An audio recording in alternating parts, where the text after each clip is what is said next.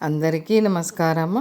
ఇంకా ఈ ఆకుకూరలతోటి పులావ్ అయితే చూసేద్దాము. అస్సలు టేస్ట్ అయితే ఎంత బాగున్నదంటే అంత బాగున్నది. ఇంక ఇలా మనము పాలకూర, గంగవాయిల కూర, గోంగూర, తోటకూర, బచ్చల కూర ఇంకా ఇవైతే తీసేసుకున్నాము. ఇన్ని ఆకుకూరలతోటి పులావ్ ఏం బాగుంటుంది అని అనుకుంటారు కావచ్చు, కానీ ఇది టేస్ట్ చేసి మీకు ఎలా వచ్చిందో కామెంట్ పెట్టండి. చాలా చాలా టేస్ట్ ఉంటుంది. ఇంకా ఇలా 5 రకాలైతే మనకు ఇంకెన్ని ఉంటే అన్ని వేసేసుకోవచ్చు. ఇప్పుడు 5 రకాల ఆకుకూరలు అయితే కలిపాము. కొంచెం నెయ్యి, కొంచెం నూనె వేసి తాలింపుకి అయితే 2 లవంగాలు, 1 ఇలాచి, మరాఠీ మొగ్గ, అనాస పువ్వు, పట్ట, సాజీరా, బిర్యానీ ఆకు ఇంక ఇవి వేసేసి తాలింపుకు ఉల్లిపాయలు ఇలా పెద్దగానే కట్ చేసాము. 4-5 పచ్చిమిర్చి కొంచెం స్పైసీగా ఉండేటట్టు ఒక 5-6, పావు కేజీ బియ్యమే. ఇంక ఇందులో పుదీనా, కొంచెం కరివేపాకు, పచ్చిమిర్చి, ఉల్లిపాయలు ఇవి మంచిగా వేగనిచ్చేయాలి. ఈ తాలింపులో కొంచెము సాల్ట్ వేసుకోవాలి, ఉల్లిపాయ మంచిగా వేగిపోతుంది.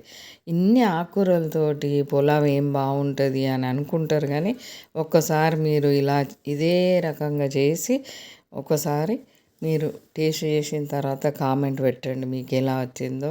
అబ్బా అబ్బా అబ్బా అబ్బా ఏం గుమగుమలు, ఏం టేస్టు, అసలు మర్చిపోలేము. ఎప్పటికీ వారానికి 2-3 సార్లు అయినా ఇలా చేసుకోవాల్సిందే. ఆకుకూరలాగా వండుకోకుండా ఇలా రైస్తో పాటు చేసేసుకుందాం అన్నట్టు ఉంటుంది. ఇంక ఇలా వేగిన తర్వాత కొంచెం అల్లము, కొంచెమే పసుపు వేసుకోవాలి, ఎక్కువ వేసుకోకూడదు పసుపు. ఇంకా ఈ కొంచెం పసుపు వేసేసి అటు ఇటు కలిపి అన్ని రకాలు మనము దీని తర్వాత అది, దాని తర్వాత ఇది అని అనుకోకుండా కట్ చేసిన ఎన్ని రకాలు కట్ చేస్తే అన్ని రకాలు ఆకుకూరలు ఒకేసారి ఈ తాలింపులో పడేసి మంచిగా కలపాలి.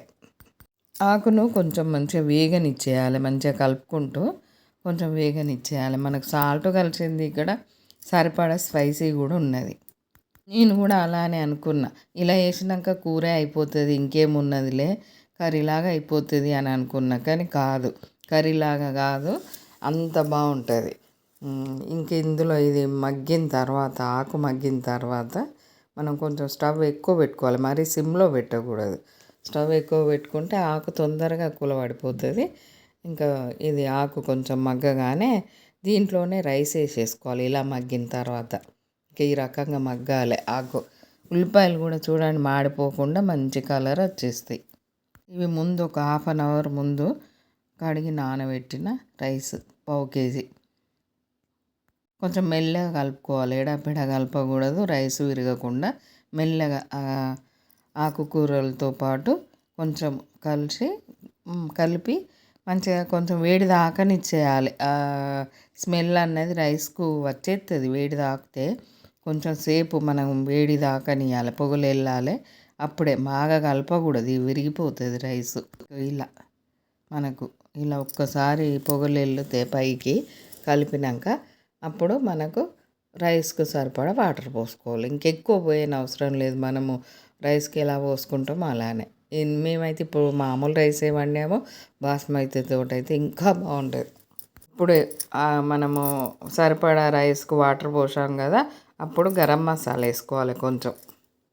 ఇంకా రైస్ అయితే పుల్లల్లాగా పొడి పొడి అయిపోయింది. మనకు ఆకుకూరల ఫ్లేవరు, గోంగూర పులుపు మంచిగా స్మెల్ తెలిసిపోతుంది. టేస్టీ ఆకుకూరల పులావ్ రెడీ.